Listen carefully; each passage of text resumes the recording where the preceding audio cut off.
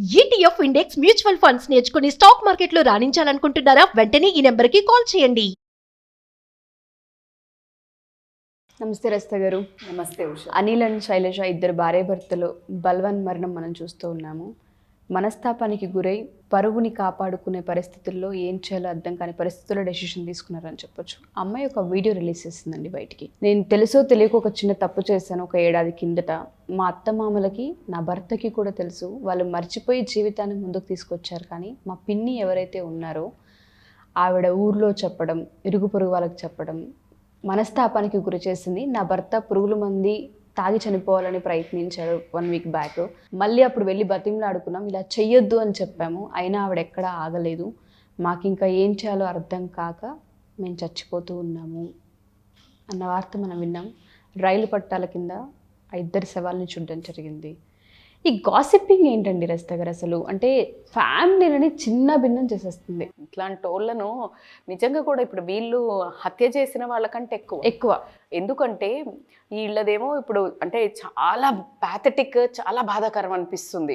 అంటే వినడానికి ఊహగా దేనికి చనిపోయారో, వాళ్ళు చేసిన తప్పుకి వాళ్ళే రిగ్రెట్ ఫీల్ అయ్యి చనిపోయారేమో అనుకోకుండా ఆ అమ్మాయి నేను ఎందుకు చనిపోతున్నానో కూడా చనిపోయే ముందు ఒక సెల్ఫీ వీడియో చేయటం అనేది చాలా పెద్ద సాహసం, ధైర్యంతో కూడిన పని అని అయితే చెప్తాను నేను. ఎందుకంటే ఇద్దరు నిండు ప్రాణాలని దాన్ని లిటరలీ బలవన్మరణమే.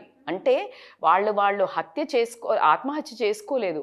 ఈవిడ ఎవరైతే ఉన్నారో ఆవిడ హత్య చేసినట్టే, సమాజం హత్య చేసినట్టే. ఇలాంటి హత్యలు వీళ్ళు ప్రాణాలు కోల్పోయి మనం హత్య అంటున్నాం, కానీ ప్రాణాలు కోల్పోకుండా ఇళ్లల్లో ఉండి కంటికి 10 దారాలు పడి ఏడుస్తూ బయటికి మొహం చూపించుకోలేక నరకం అనుభవించి చచ్చుతూ బతికే వాళ్ళు వేలల్లో లక్షల్లో ఉన్నారు అనడంలో ఎటువంటి అతిశయోక్తి లేదు. ఈ చంపి ఎవరైతే ఈ గాసిపింగ్, ఇప్పుడు మీరు అడిగారు, మనము ఒకప్పుడు పాతకాలంలో చాలా తక్కువ ఉండేదేమో అనిపిస్తుంది నాకు గాసిపింగ్. మధ్యలో కొంచెము మమ్మీ వాళ్ళ ఏజ్లో మనం ఈ గాసిపింగ్ చేశారు అనుకున్నాం, కానీ ఇప్పుడున్న క్రౌడ్ని చూస్తుంటే అంతకంటే మేము ఎవల్యూషన్ అయ్యాం బట్టలు వేసుకోవటంలో స్టైల్గా, లేకపోతే జాబుల్లో వెళ్తున్నాము, వర్క్స్ చేస్తున్నాము, టూర్లకు వెళ్తున్నాము, ఫ్యాషన్గా తయారవుతున్నామని అనుకుంటూనే ముఖవన్నెలు ఎన్ని మార్చుకుంటూ ముందుకెళ్తున్నా ఆ బుద్ధులు మాత్రం అక్కడే చీప్గా అక్కడే ఉండటము. కుక్కతో ఒక వంకర అని మీకు విషయం తెలియదు. గురువింద గింజ తన నలుపు తన ఎదగదట. అర్థమైందా? ప్రతి ఇంట్లో ఒక కుంపటి ఉంటుంది, ప్రతి ఇల్లు ఒక చదరంగం. సంసారం అనేది ఈరోజు మనం చెప్పుకునే నానుడి కాదు. తెలిసి తెలియక కొంతమంది తప్పులు చేసేవాళ్ళు. ఫర్ ఎగ్జాంపుల్, వాళ్ళ ఇంట్లో ఒక తప్పు జరిగితే అనుకోకుండా అక్కడెవరో ఉన్నారు, వాళ్ళ అత్తగారో మామగారో లేకపోతే వాళ్ళ హస్బెండో ఏదో ఒకటి అన్నారు. అక్కడదక్కడ విని వెళ్ళరు. ఇది తీసుకెళ్ళి దీనికి ఇంకా కొంచెం హంగులు చేసి మేకప్ చేసి దీన్ని ఇంకా కొంచెం బయట ప్రదర్శనకు వదులుతారు సినిమాని. అది ఎంత దూరం తీసుకెళ్తుందంటే ప్రతి ఒక్కళ్ళు ఒక ముస్తాబు చేస్తూ ఉంటారు. ఇంత బాగా స్టోరీ అల్లుతారు అంటే సిగ్గు బుద్ధి లేకుండా. నిజంగా కూడా చెప్పాలంటే ఈ పదాలు సరిపోవు, నాకు అసలు ఏమనాలో తెలియక ఆ వర్డ్స్ అంటున్నా. కానీ పాపం ఊరికే పోదు అని మనం ఊరికే మాట్లాడుతుంటాం, కానీ ఆ పాపం ఊరికే పోయిందా పోలేదా, వాళ్ళకి తగిలిందా, వాళ్ళ కర్మ వాళ్ళ పిల్లలకు తగులుతుంది అని అంటాం ఇంకా బాధేస్తుంది నాకు. ఎందుకు అనంటే వీళ్ళు చేసిన కర్మకు పిల్లలు ఎందుకు మేడం అనుభవించాలి అని మొన్న ఎక్కడో క్వశ్చన్ కూడా విన్నాను నేను. బట్ దానికి రీజన్ నేను చెప్తాను. వీళ్ళ మీద ఇప్పుడు ఎవరైతే ఒక పర్సన్ మీద అటాక్ చేసి కార్నర్ చేసి వాళ్ళ గురించి మాట్లాడుకుంటున్నారు అని అనుకుంటుంటే ఈవిడ మనశ్శాంతి కోల్పోయిందా లేదా? ఈవిడ మనశ్శాంతి కోల్పోవడం వల్ల ఆ ఇంట్లో వైబ్స్ ఎట్లుంటాయి? ఆల్మోస్ట్ ప్యాథటిక్గా ఉంటుంది. మొత్తం శ్మశానం లాగా తయారవుతుంది. ఆ ఇంట్లో మనశ్శాంతి కోల్పోయిన ఆమె ఏడుపు కన్నీరు నీ మనశ్శాంతిని తీసుకోవాలి కదా. నీ మనశ్శాంతి ఏంటి? నీ సంసారం బాగుంటే, నీ పిల్లలు బాగుంటే నీ మనశ్శాంతి. అందుకని పిల్లలకు తగులుతుంది అని అంటారు కదా, అది శాపం కాదు. నీ మనశ్శాంతి ఎలా లాస్ అవ్వాలి?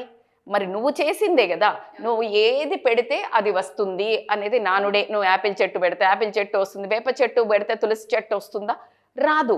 నువ్వు ఏం నాటితే నీకు అదే రీప్ చేస్తావు. What you so you will reap. So కాబట్టి ఇక్కడ ఈరోజు ఈ అమ్మాయి అసలు ఆ అమ్మాయి చెప్తుంటే అసలు ఎలా చనిపోవాలనిపించింది అంటే, తన భర్త క్షమించాడు, తప్పులు చెయ్యొద్దు అని చెప్పడానికి నువ్వెవరు, జడ్జిమెంట్ ఇవ్వడానికి నువ్వెవరు, నీకెవడు అధికారం ఇచ్చాడు? సమాజం అంటే అదే సమాజము ఒక ముద్ద తిండి పెడుతున్నారా? ఏ రోజైనా నీకు ఆపదొస్తే ఆదుకుంటున్నారా? సొంత ఫస్ట్ కార్నర్లో ఉన్న వాళ్ళు కూడా ఆదుకోవడానికి పక్కన బ్రతికున్నావా చచ్చావా అని చూడని లోకము కాస్త ఇంత తప్పు చేసి బయటకు రాగానే వీళ్ళు చెప్పుకోలేరా? అత్త భర్త క్షమించారంటే ఒక ఆడదాన్ని జీవితాన్ని అంత హుందాగా భర్త యాక్సెప్ట్ చేసి అత్తమామ యాక్సెప్ట్ చేసి కడుపులో పెట్టుకోవడం అనేది ఆ అమ్మాయి చేసుకున్న అదృష్టం అనుకునే లోపల ఈ సమాజం అనే కూరల్లో ఈ అమ్మాయి ముచ్చట బయటపడి వాళ్ళిద్దరిని, అంటే ఆ అబ్బాయికి ఈ అమ్మాయి చెప్తోంది వాళ్ళ పిన్ని బయట అంతా పాకిస్తోందో అని ఇతను క్షమించాడు, కానీ సమాజానికి తెలుస్తుంది అని చిన్నతనంతో అతను చనిపోవడానికి ట్రై చేశాడంట. ఏదో విషం తాగాడు, పురుగుల మందు తాగడం అని అంటే ఆ తాగాక కూడా వెళ్ళి బతిలాడారంట. అలా చెప్పకు పిన్ని, ఇట్లా ఈయన అటెంప్ట్ చేశాడు అన్నప్పుడన్నా మారొద్దా ఉషా? అసలు ఆమె ఎంత కఠినాత్మురాలు, ఎంత పాపాత్మురాలు నాకు అర్థం కావట్లేదు. అంటే మనకు మందర, శంకిని, లంకిని ఇలాంటి రాక్షసులు ఉన్నారు అప్పుడు. ప్రతి యుగంలో, త్రేతాయుగంలో కూడా, ఇప్పుడు అంటే ఈ కలియుగంలో కూడా ఇలాంటి గాసిప్ చేసే వాళ్ళనే వీళ్ళను రాక్షసుల కింద పరిగణించాలని మాత్రం అంటున్నాను నేను. అది చెప్పాక కూడా అది వాళ్ళకి వినిపించింది, ఇంక ఇది మాకు మా అంతంతోటే ఈ ముచ్చటకు విముక్తి అని అనుకున్నారా మరి? ఇద్దరు అయితే రైల్వే అంటే దాంట్లో పట్టాల కింద పడి చనిపోవడం అనేది అయితే నిజంగా కూడా చాలా అంటే చాలా బాధ అనిపిస్తోంది. దీనికి ఇప్పుడు ఆమెను శిక్ష అర్హురాలు చేయడానికి కూడా లేకుండానా మరి చట్టం దీన్ని ఇంత ఎవిడెన్స్ తీసుకొని ఎలా పరిగణిస్తుంది? కానీ ఇది ఒక పెద్ద ఎగ్జాంపుల్ అన్నా అయ్యి ఇప్పుడన్నా నోర్లు మూసుకుంటారా? వీలైతే వీలు చేసుకొని సహాయం చెయ్యి, లేదు అంటే వీలు చేసుకొని హాని చెయ్యకు, నోరు మూసుకొని ఉండు. మనిషికి మనిషి మాట సాయం చేయలేదు, డబ్బు సాయం ఎలాగో మనం అడగము, చెయ్యక్కర్లేదు, కానీ మాట సహాయం చేస్తే చాలు అనుకుని, లేదు మనిషి పక్కన ఉంటే చాలు అనుకునే తరుణంగా బ్రతికే రోజుల్లో అట్లా కాకుండా మన ఇంట్లో ఏం జరుగుతుంది దానికంటే పక్కింట్లో ఏం జరుగుతుందనే స్నీక్ పీక్ ఎక్కువైపోయింది. అయితే ఇది ఎందుకు, మీరు ఎంత కాన్ఫిడెంట్గా ఎందుకు చెప్తున్నారు అంటే, ఖచ్చితంగా ఎవ్వరు జీవితాలు దీనికి అతీతం కాదు. నా జీవితం తీసుకున్నా, మీ జీవితం తీసుకున్నా, ఇప్పుడు మీరు పిల్లోడిని వదిలిపెట్టి జాబ్ చేస్తుంటున్నారు, అయ్యి జాబ్ చేయకపోతే అంత చిన్న పిల్లగా అంటారా అన్నారా? ఖచ్చితంగా విన్నానా లేదా? It happened with me two. ఇద్దరు ట్విన్స్ అమ్మాయిలు, అయ్యో భర్తను వదిలిపెట్టి అక్కడ ఉంటుంది. అర్రే నీకెందుకమ్మా, కందకులేని దురద కత్తిపీటకెందుకు అని. ఇప్పుడు మా నాన్న పంపించాడు, మా అమ్మ వచ్చి చేస్తోంది, నిన్ను అడిగారా? కాదు కదా. Why you talk? ఇప్పుడు నువ్వు పోనీ ఓకే మాట్లాడావు, ఇప్పుడు మా నాన్న అన్న వాళ్ళు చాలా ప్రేమ మూర్తులు పక్కనే ఉంటారు. ఒక్కరోజు డబ్బా భోజనానికి పిలిచారా, డబ్బా పెట్టారా? వాళ్ళ మొహాలకి డబ్బా భోజనం కాదు, పలకరింపు ఉండదు కదా. మూసుకోవాలి మరి, ఏం టైం పాసా? ఇంకొకటి, ఏదైనా తప్పు, ఇప్పుడు ఆ అమ్మాయి తప్పు చేసింది, తప్పు చేస్తే క్షమించే గుణం ఇంట్లో వాళ్ళకున్నా వీళ్ళు వాళ్ళను అంటే వాళ్ళ క్షమించారు అనేది వాళ్ళు ఒప్పుకోక, అంటే వీళ్ళ ఇంట్లో వాళ్ళు కూడా వాళ్ళకి ముచ్చట చెప్పాలి. యాక్చువల్లీ ఫ్యామిలీ సపోర్ట్ కనుక ఇస్తున్నారు అన్నప్పుడు బయట జనాలకి, ఎస్పెషల్లీ రిలేటివ్స్కి అయితే ఓర్చుకోలేరు. అది కరెక్ట్ చెప్పారు. ఎప్పుడైతే ఫ్యామిలీ సపోర్ట్ ఎక్కువ ఉండి ఫ్యామిలీ సపోర్ట్ ఇచ్చినప్పుడు వీళ్ళు ఎదుగుతున్నారు అనుకో, ఎదుగుతుంటే ఆ ఫ్యామిలీని ట్రోల్ చేసి వాళ్ళకి ఇట్లా లేదు అట్లా లేదు ఏమో ఇంకా వాళ్ళు చేస్తుంటాం అంటే ఎట్టు కూడి వీళ్ళని ఏడిపించాలి, వీళ్ళను బయట బదనాం చేయాలి, ఒక కార్నర్ చేసి ఒక చెత్త గ్యాంగ్. ప్రతి ఫ్యామిలీలా ఈ వీడియో చూసిన వాళ్ళు ప్రతి ఫ్యామిలీలో ఒక చీడ పురుగులు ఉంటారు, ఓర్వలేనోళ్ళు. మంచిగా ప్రశాంతంగా అక్కడ 10 మంది నవ్వుకుంటున్నప్పుడు వీళ్ళకి ఇష్టం లేని వాళ్ళు ఎవరైనా అక్కడ ఉన్నారనుకో నవ్వుకుంటూ, ఓర్చలేక అక్కడ నుంచి వెళ్ళిపోవడమా, లేకపోతే ఇండైరెక్ట్గా మాటలు అనడమా, లేకపోతే ఇంకొక 2-3 ఉంటారు, ఓ చెత్త బ్యాచ్ ఉంటుంది, ఓ చెత్త ఇట్లా ముచ్చట్లు పెట్టే బ్యాచ్, ఆ బ్యాచ్ అంతా ఒక దగ్గరికి చేసి వీళ్ళ మీద పడి ఏడవటమా, వాళ్ళని మెల్లిగా పాకిస్తూ ఎంతమందికి ఎక్స్ప్లెనేషన్ ఇస్తారు? మీరు అనొచ్చు, చాలా మంది ఒకటి మాట్లాడుతుంటారు, నేను ఎప్పుడైనా కన్ఫ్రంట్ చేద్దాము అన్నప్పుడు ఎందుకు ఇట్లా మాట్లాడతారు, ఎందుకు ఇంత చీప్గా బిహేవ్ చేస్తారు, ఏజ్కి సంబంధం ఉండదా, ఎవడి కష్టాలు వాడు పడుతున్నాడు, ఎందుకు నోరు నెత్తిలో పెట్టుకొని మాట్లాడతారని ఎప్పుడైనా నేను మాట్లాడితే ఎవడి పాపన పడతాడే వద్దులు అని అంటారు. నీ మన గురించి కొంచెం మందికి తెలుస్తుంది కదా, నువ్వెందుకు స్ట్రెస్ తీసుకోవడము అంటారు కొంతమందిని. అంటే ఎందుకు పట్టించుకుంటావు అంట. See everybody don't have a time. ప్రతి మనిషి 2 రకాలుగా దునియా చూస్తారు బుషా. Like if you ask me, మీరు మీ రకంగా చూడటం వేరు మీ దునియా, అంటే లైక్ నీ ఐ ప్రాస్పెక్టివ్లా. నా మైండ్తో కూడా చూపిస్తాను నేను మీకు. నేను చెప్తాను వచ్చాక, ఏంటి ఉషా నువ్వేం చూస్తావు, పిల్లలు బాగా పనిచేస్తున్నారు, ఇక్కడ స్టాఫ్ వీళ్ళంతా బాగా చేస్తున్నారు, ఏదో ఒకటి పని చెప్తుంటావు, ఇది నీ వ్యూ. మంచి జరుగుతోంది, సుమన్ టీవీలో ఆర్గనైజ్ చేస్తున్నా, నేను పొద్దున్నే నా కొడుకుని వదిలేసి వస్తున్నాను, బోల్డ్ షూట్స్ చేస్తున్నాము, టూ హెక్టిక్ అంట. నేను వచ్చేసి ఏంటి ఉషా ఏం పని చేస్తున్నారు, అసలు టైంకి వీడియోస్ ఇవ్వట్లేదు, ఏంటి థంబ్నెయిల్స్, ఏంటి వాళ్ళ పిల్లలు ఏం పని చేస్తున్నారు, థాట్ షిఫ్ట్. ఇప్పటికీ నువ్వు చూసే విధానం వావ్ పర్ఫెక్ట్. బట్ నేను ఇంకొకటి చూపించేశా నీకు, సినిమానే మారింది. మరలా నీ బిహేవియరు వాళ్ళ లైఫ్లో ఇంపాక్ట్ పడిందా లేదా? ఖచ్చితంగా పడుతుంది. జస్ట్ నేను అన్నా అంతే. That should be in a good way. ఆ ఇంపాక్ట్, ఆ మ్యానిపులేషను మంచి వేలు ఉండాలి. నీ టాలెంట్ ఏంటి ఉషా, అసలు చాలా బాగా చేయబోతావురా నువ్వు, సూపర్గా చెయ్యి నువ్వు, అసలు నువ్వు ఎక్కడో ఉంటావు తెలుసా, నువ్వు ఇలా కాదు నువ్వు. This is a positive manipulation. వేరేది నువ్వు హాని చేసేది ఎప్పుడు ఏది మాట్లాడినా ఆ మనిషి నజరియా స్లోగా చేంజ్ అయ్యి, అసలు వీళ్ళ తప్పు లేకున్నా తప్పు ఉన్నా నీకు అధికారం లేదు, కానీ నీ బిహేవియర్ టువర్డ్స్ దట్ పర్సన్ మారుతుంది. ఆ థర్డ్ పర్సన్కి అసలు ఏం తెలీదు, కానీ వీళ్ళు వెళ్ళి ఆ బుర్రలో ఆ కుట్టి కుట్టి కుట్టి కుట్టి కుడితే దోమ ఒకసారి కుడుతుంది, ఓ రోజు వచ్చిపోయే దోమలు కదా అంటే ఓ రోజు డెంగ్యూ వస్తుంది. అవునా? డ్యామేజ్ గట్టిగా అవుతుంది. డ్యామేజ్ రోజు అదే. ఎందుకు? ఈ దోమ ఫీకల్ మ్యాటర్ ఏదైతే ఉందో అన్ని చోట్ల నుంచి అది తీసుకొచ్చింది, బ్యాక్టీరియా తీసుకొని వచ్చి వేసింది. ఈ దోమలు, ఈ చెత్త దోమలు, ఇప్పుడు నేను మాట్లాడే మనిషి దోమల గురించి మాట్లాడుతున్నా, కుట్టి కుట్టి కుట్టి కుట్టి తీసుకొచ్చి డెంగ్యూ, వైరల్ ఫీవర్ అంటిస్తాయి. ఈ వైరల్ ఫీవర్ మొత్తము BBC న్యూస్లో, ఆ టీవీ న్యూస్ అన్న అంత ఫాస్ట్గా స్ప్రెడ్ కాదు, వీళ్ళ నోట్లలో న్యూస్ మాత్రం అంత బాగా వస్తుంది. ఎంత తక్కువ కలుస్తున్నామో, మనుషులలో తక్కువ మూవ్ అవుతున్నాము అంటున్నారు కదా. ఇది ఇప్పుడు దిక్కుమల్ల, నేను ఫోన్ని దిక్కుమాలింది అనాల్సి వస్తుంది, దిక్కుమాలిన మనుషులు అనలేక. దిక్కుమాలిన మనుషులు ఈ ఫోన్ పట్టుకొని ఒకటే సెకండ్లో మళ్ళీ 10 మందికి చెప్పే టైం కూడా అక్కర్లా. ఆ చెత్త బ్యాచ్ ఉంటుంది కదా, మళ్ళీ కాన్ఫరెన్స్లు పెట్టుకొని మరీ ముచ్చట పెట్టుకుంటారు. మంది కొంపలు నాశనం చేసుకోవడానికి నెంబర్ 1 బ్యాచ్. మీ ఫ్యామిలీలో కూడా ఎవరో ఉంటే కమెంట్ చేయండి వాళ్ళ పేర్లు. సో ప్రతి ఒక్క ఫ్యామిలీలో ఒక చీడ పురుగు ఉంటుంది, ఒక హెడ్. ఆ హెడ్ చుట్టూ ఒక తోకలు, ఒక చెంచాలు ఉంటారు. వాళ్ళు హెల్ప్ చెయ్యగలిగిన స్టేజ్లో ఉండి, అంటే బేసికల్గా వాళ్ళు దిగజారుతున్నారు. ఇప్పుడు వాళ్ళు చాలా ఉన్నతంగా ఉండే వ్యక్తులలో కూడా ఈ క్యారెక్టర్ ఉండడం వల్ల, ఇది దరిదాపులో 80% లేడీసే ఉంటారు, ఒక 20% నేను తమాషా ఏంటంటే జెంట్స్ని కూడా చూసాను నేను.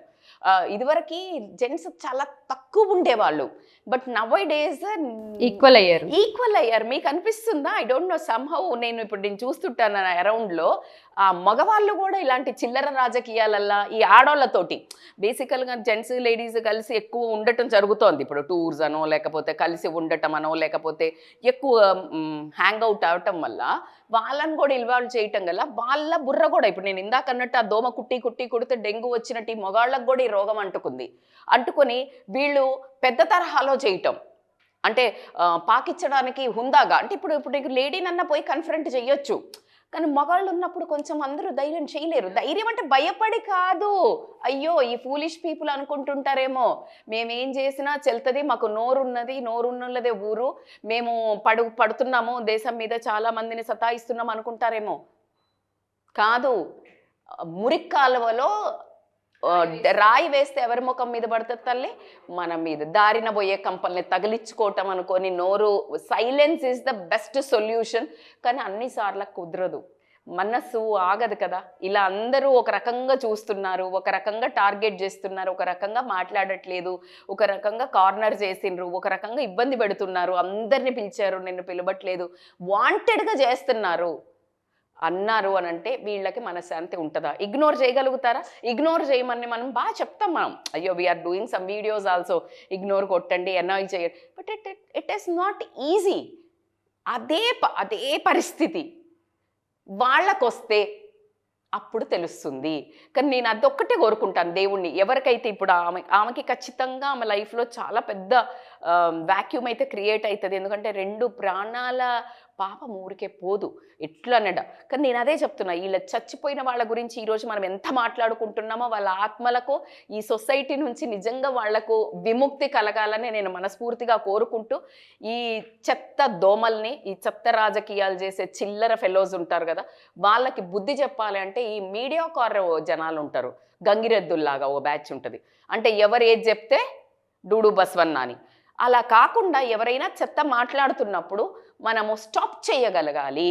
నేను ఎప్పుడూ అదే చెప్తాను. నేను మాట్లాడలేదు, వాళ్ళు మాట్లాడుతుంటే విన్నాను అంటే, నిజంగా తప్పు చేసేవాడు ఎంత దోషో తప్పుకు సహకరించేవాడు, హత్యకు సహకరించేవాడు కూడా అంతే శిక్షకు అర్హుడు అని మనకు ఉంది చట్టంలో. అలాగే ఎంత వీళ్ళు ఆ మేజర్ బ్యాచ్ చేస్తారో నువ్వు విని తెలిసి తెలవక వినడము పెద్ద తప్పు. ఎందుకంటే ఫస్ట్ నువ్వు పొల్యూట్ అవుతున్నావు, నీ మంచి మనసు పొల్యూట్ అవుతుంది. అలా కాకుండా వీళ్ళకి తెలియకుండానే నువ్వు హాని చేస్తున్నావు. నీకు పరోక్షంగా అని చెప్తాను, ప్రత్యక్షంగా చేసే వాళ్ళ నోరు మూయాలంటే నీకెందుకు నోరు మూయి అనే బ్యాచ్ కనుక పెరిగినట్టయితే, ప్రెడామినెంట్ బ్యాచ్ ఇది తయారైనట్టయితే వీళ్ళను కిల్ చేయగలుగుతాము. వీళ్ళ మనస్సును, వీళ్ళ చెత్త మనస్సును, వీళ్ళ గార్బేజ్ పీపుల్ని మనం కిల్ చేయగలుగుతాము. And I want really the medium core, ఖచ్చితంగా ఒక 20% వీళ్ళు ఉంటారు, విక్టిమ్ ఒక 40% ఉంటారు. మిగతా 40% ఈజ్ ఎ బిగ్ టార్గెట్. అంటే నేను అనేది ఏంటంటే బిగ్ క్రౌడే. ఈ క్రౌడ్ కనుక మేలుకొని, మంచి మనసు ఉంటుంది మా 40-50% యాజ్ అ న్యూట్రల్ పీపుల్, వాళ్ళు అసలు ఏమి పట్టించుకోరు, వాళ్ళ జీవితం వాళ్ళు ఎవరికి హాని చెయ్యరు, చెయ్యకపోయినా పర్లేదు ఎవరికి హాని, వీళ్ళని మేలుకోమని నా request. Because this society, this bunch of people can kill this kind of a 20-25% people and save this 20-30% of a people, which I request everyone to take a good initiative to shut that other people mouth. ఎంత education పెరుగుతుందో అంత నాస్టీగా, అంత చీప్గా behave చేయటం అయితే జరుగుతుంది. కాబట్టికే ఇది ఈరోజు దీన్ని నేను చాలా ఖండిస్తూ, ఎందుకు అంటే నేను దగ్గర నుంచి కొంతమంది జీవితాలలో ఏడవటం చూశాను, కొన్ని టైమ్స్ నేను ఎక్స్పీరియన్స్ అయ్యాను. కాబట్టికే హానెస్ట్గా చెప్తున్నాను.